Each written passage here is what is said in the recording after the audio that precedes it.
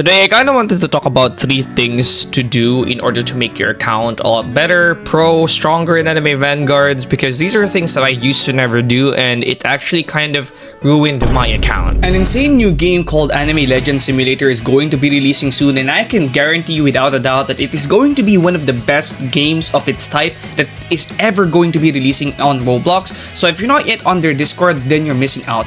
The leaks alone, even before release, is absolutely amazing, and I've never seen anything close to this level of quality on Roblox ever before. So go check it out in the pinned comment down below. Don't forget to like and subscribe. At 50k subscribers, we're going to be doing a big giveaway, so let's get started. Alright, so we are going to start with the number one thing that I have, and this is not farming everything that the update offers. And basically what I mean by this is, for example, right now, a lot of people, they're not going to be farming, like, you know, the rerolls that the events offer. Like in just the love shop alone, there's a reroll that you could get, trait rerolls, so 100 trait rerolls from that alone. So if you do that, that's literally 100 trait rerolls, and if you miss out on that, there literally could be a monarch right there. 100 rerolls is a lot of rerolls. You could get a monarch in 100 rerolls, but a lot of people ignore the stuff that the events give them. Another thing is, for example, if you go take a look in raids, right, in raids there is something that you could also get, which is this right here, the dungeon shop, and here you could actually get a lot of trait rerolls as well. I only have 163 right now, but I could buy something like this and, you know, get a ton of trait rerolls from that as well. Obviously, this is a problem that I myself do. I oftentimes just buy the rerolls instead of working for them, but in reality, the events in Anime Vanguards, they often give you a ton of rerolls, right? So if you're not going to be doing the events in Anime Vanguards, or you're not going to be farming the events in Anime Vanguards, you're going to be missing out on a ton of rerolls. Like, for example, I have 269 rerolls right here. Most of these I've bought, okay? Most of these I bought. One thing to take note of, if I did the Gazelle shop, I would have gotten an extra 48 because I still have 48 I can buy from that. If I did the one in raids, I'd get another extra 50 or 63, I believe, and that would take me to around 300 plus rerolls, which is a lot more than 269, right?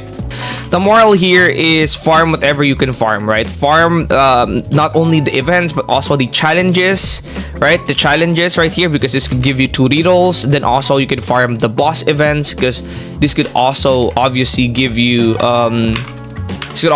honestly an extra 40 rerolls from that, and also a lot of gold.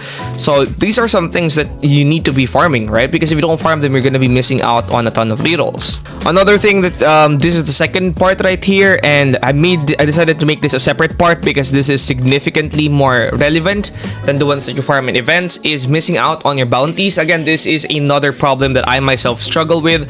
I don't do my bounties. I'm pretty lazy with my bounties, honestly, but you are missing out on 10 rerolls every day if you don't do this. If you miss out your bounties like 5 times, you've already missed out on 50 rerolls. Okay, that's a lot of rerolls. You could have gotten a monarch with 50 rerolls. And the reason why, if you're wondering why most of my tips revolve around rerolls, it's because rerolls and getting the best traits on your units is going to be what allows you to become a pro in Anime Vanguards. It's literally just the rerolls, getting the monarchs, getting the ethereals. That's what's gonna make you a professional or get a stronger account in Anime Vanguards. I mean, getting a higher level on your units is good. Getting good units is good, but at the end of the day, it's getting the traits on your units that will transform your account and make it a lot better. So that's why the first 2 tips that I have is centered around rerolls, basically. So yeah, missing out on your bounties is incredibly bad because you are missing out on so much rerolls, honestly. Imagine, let's say for example, in the time span of a month, you miss out on your bounties 10 times. You've missed out on 100 rerolls, which is crazy, right?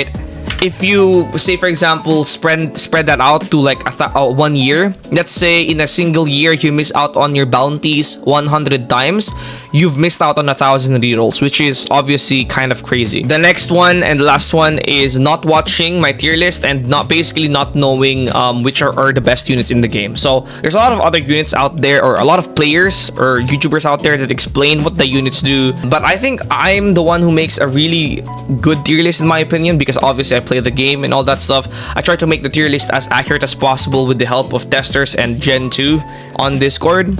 And if you don't watch the tier lists, oftentimes you won't know which are the best units. And as I mentioned earlier in a few videos ago, spending your rerolls, which is your hard-earned rerolls, on weaker units is gonna damage you. Because again, a reroll or a Monarch on Gogeta is gonna be significantly better than a Monarch on, let's say, Fubuki, right? Or Toji. So if you don't know that Gogeta is actually the best unit in the game or one of the best units in the game, you would probably not be spending your rerolls on him. So again, yeah, spending rerolls on whichever unit you want is good, but remember this: you have a limited amount of rerolls, and if you do not spend them wisely, you're not gonna become better. Like, that's one of the biggest problems that I've had.